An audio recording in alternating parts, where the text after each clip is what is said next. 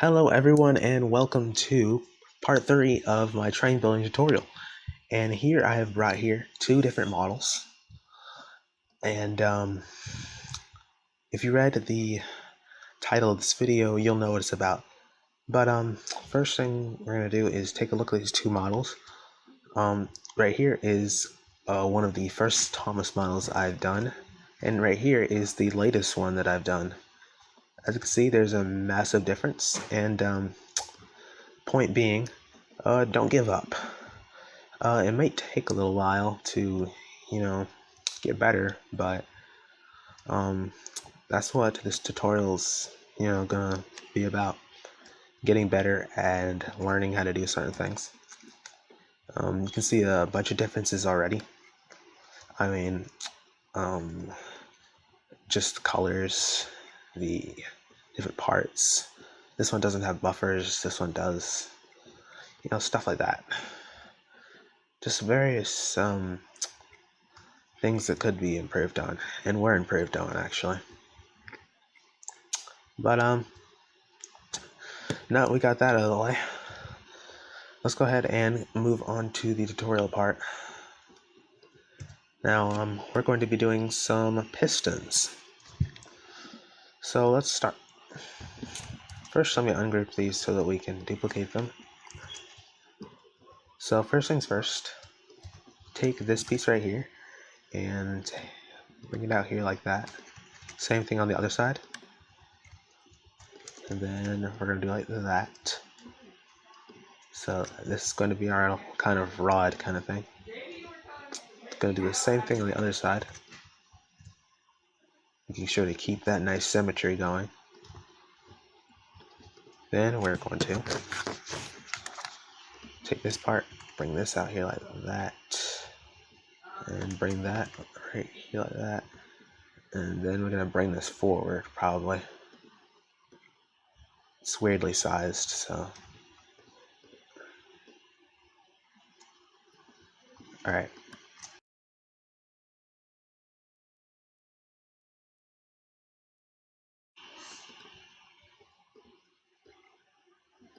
And there we go. Got the main rods going.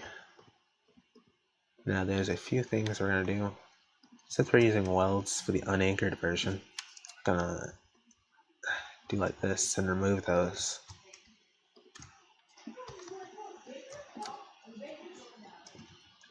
There we go. Now those are gone. Actually, I'm gonna move this out here just a tiny bit more, just so it'll be easier to see. You can make yours as long or short as you want them, I guess, as long as they're not too short. Now then, next we're going to bring this out like this, because we're gonna do something real quick. You gotta make sure everything's nice and organized. So make sure that you don't have any like lines and stuff like that going to your rods. Now let's weld the rods together. But actually, before we do, let me go ahead and get the next piece ready. Wait, wrong menu. Doesn't matter.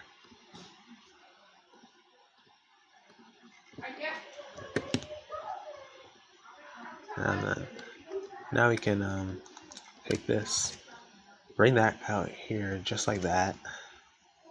This is going to be part that like goes in and out of the piston.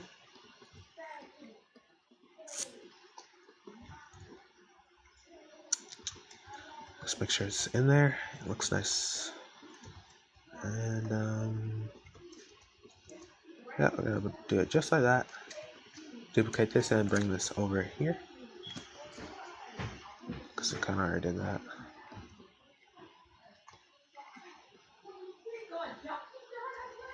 Yeah. Make sure the hinges aren't on there.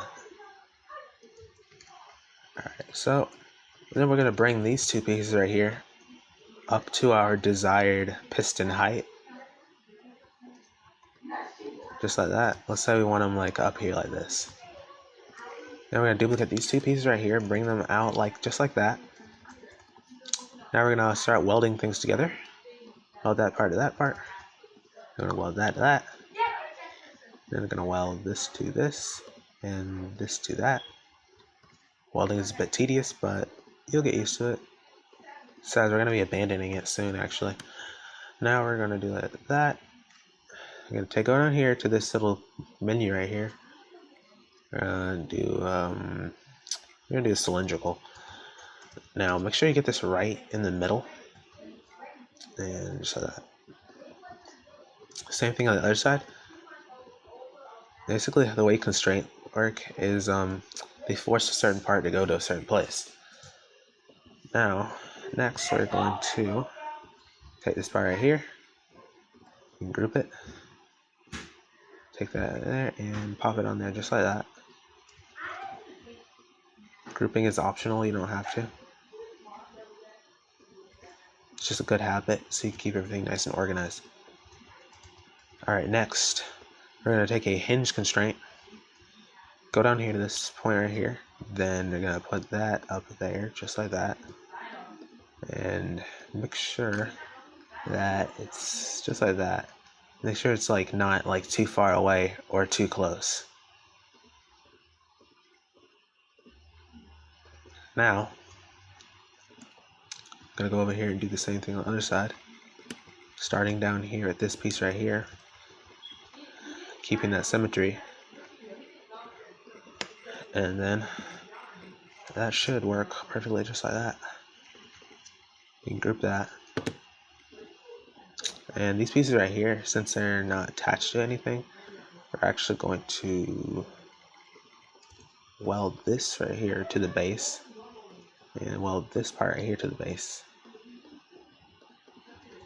And another thing I forgot to do, just in case, select the children, go in here and make sure that it's not collide.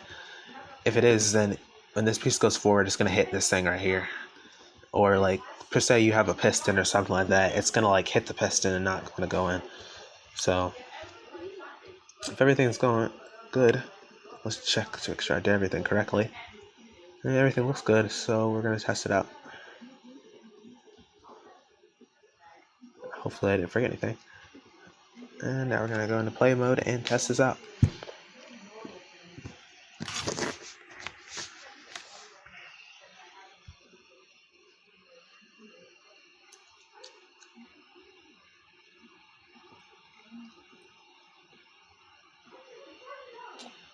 I keep forgetting to turn my surface welds on, so bear with me here. Now you can do to fix this actually, so you don't have to worry about stupid hinges and stuff like that. Because in all honesty, hinges are kind of outdated. So we're gonna not use those actually. We're gonna actually do what we did to the other thing right here. We're actually going to go ahead and put this on here, just like that. Same thing on the other side. If I can remember which side I did it on. Hold on. Okay, yeah, right here. Yeah. So we can stop using hinges.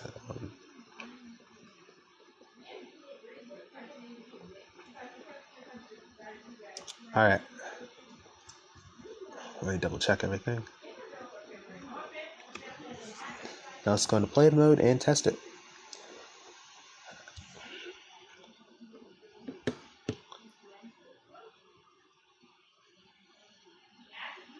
This better not break, because this is the third time recording this because I keep forgetting the vital step.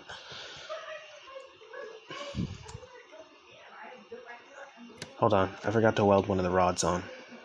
Again.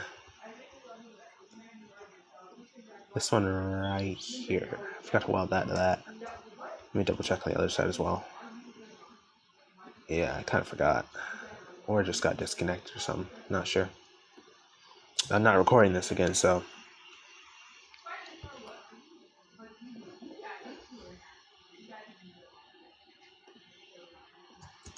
Alright, now the constraints have made these parts be forced up into the air, and now they will be forced to slide along this little thing right here.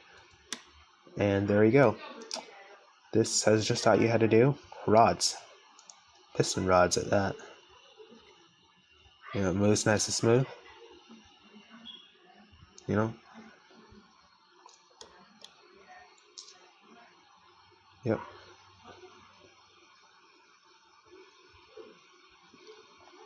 And there you have it. That right there is how you do piston rods.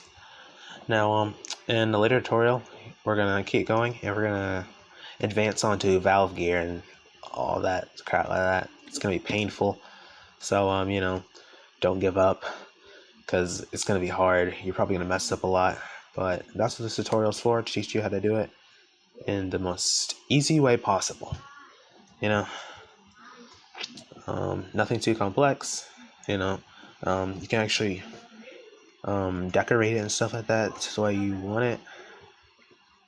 You know, you can make this blue, stuff like that. I don't know what rods would be blue, but you get the point. And you can kind of, since you know how to basically do that, you could like add some pistons, something like that. You know, you can build yourself a Percy or something like that. You know, something like that. Show you how to do a thing or two. Let's say, you know, you want to do some pistons or something like that. And hold on. You know, you want to make it look nice and all that. So you can do just like that. And I'm going to weld them all.